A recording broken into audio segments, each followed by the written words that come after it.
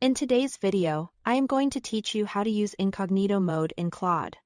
If you ever want to brainstorm sensitive ideas or ask questions without leaving a trace in your account, Claude's Incognito Mode, also called private chat, makes that easy. In this mode, your messages from that session aren't saved to your conversation history and aren't used to train models. So you can focus on the task at hand without worrying about long-term storage. Here is how it works.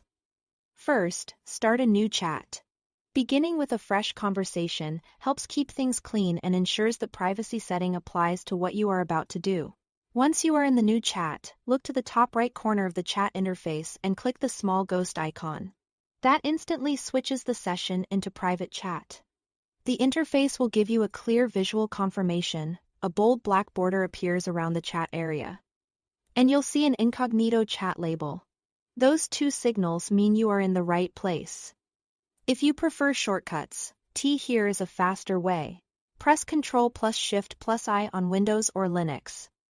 Or CMD plus Shift plus I on a Mac. This keyboard shortcut toggles on a private session without touching the mouse.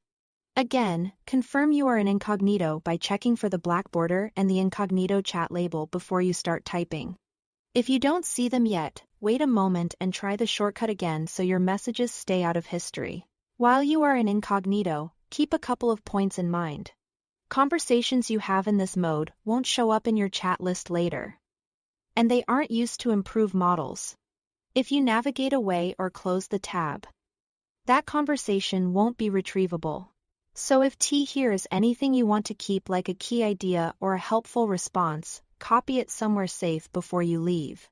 Also, Incognito controls what Claude stores. It doesn't change anything about your own device.